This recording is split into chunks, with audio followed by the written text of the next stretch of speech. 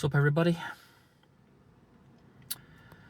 So, we're nearly through another day. It's about 7:30 on Sunday night. And yeah, so nearly made it through. The snooker's on tonight. I'm going to try and enjoy some of the final.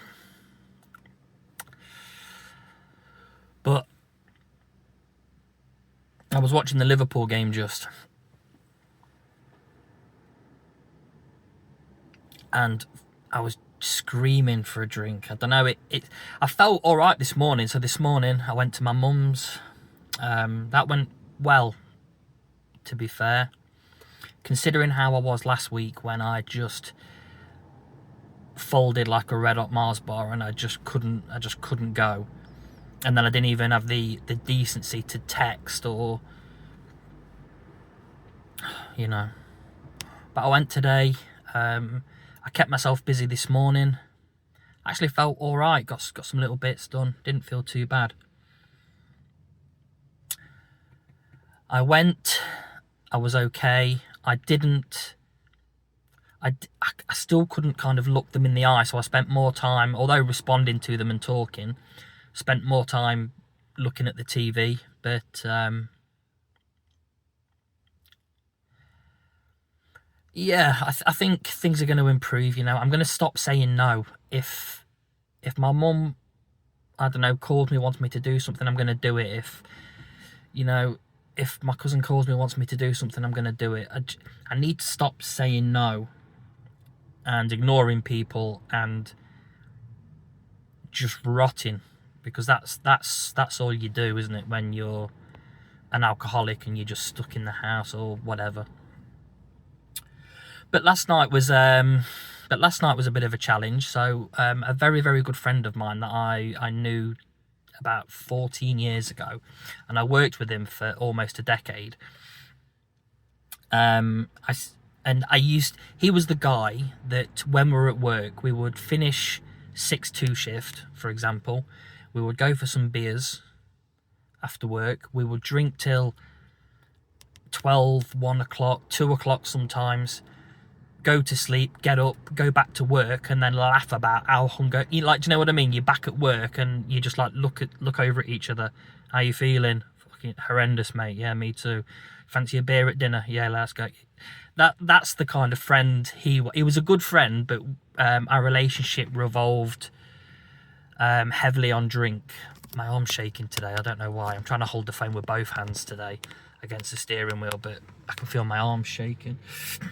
But yeah, anyway, so as I said before, I've ignored people, and I shouldn't do, but it's just where I've been in that kind of depressive, drunken state, and I don't know, a lot of people have been there and they'll understand what I'm talking about. But yeah, he texted me about a month and a half ago, and I didn't reply to him because I was just in one of them states. And then when I got back from doing that video yesterday, I think I just about uploaded it, there was a knock at the door. I look out the window, I see his van there, and I think, fuck's sake. And even in that moment, I thought to myself, I'm just going to not answer the door and he'll think I've gone out. And then I realised the TV was on because I'd been watching snooker. Let me try and use my knee to steady my arm as well. I don't know why it's shaking today. And yeah, he comes in. He'd been drinking up the road, so he shouldn't have really been in his van. He wasn't drunk. He comes in, we start to talk. He says, come on, we'll go for a pint. And we're going to have a few beers.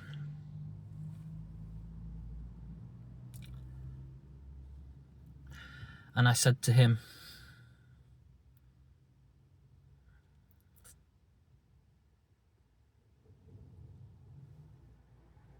sorry, somebody just walked past. Yeah, so he comes in and he says to me, He says, how are you? We had a big hug because I've not seen him for months and months. He said, beer? I said, no, I'm off it. He said, come on. I said, I can't, mate. I said, honestly, I'm off it. I said, I'm not at 2 weeks yet.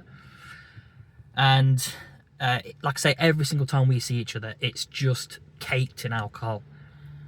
You know, and we're going all night. God, my arm, 1 second.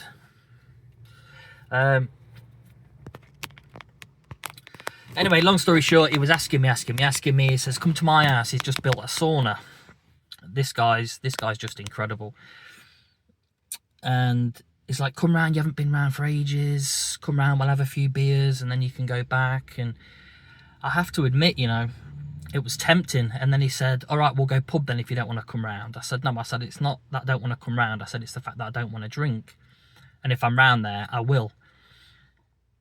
And then he was like, well, shall I just go and get us a couple of beers from the shop then and we'll have a chat here? And I said, look, I really, really don't want to.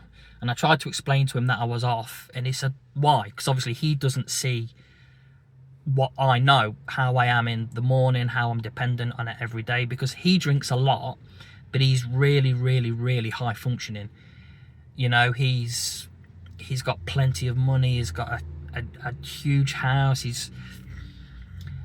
He can handle it really, really well. And I really, really can't. And that's a shame because I don't worry for the future of the relationship, but it's only ever consisted of alcohol. And I love that guy to bits, you know, and I very, very, very nearly folded last night. I didn't. So when I woke up, I was kind of doubly proud of myself.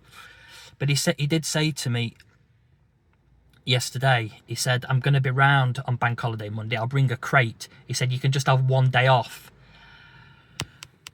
Obviously, I said, come round by all means. I said, but I'm not drinking. He said, we'll see.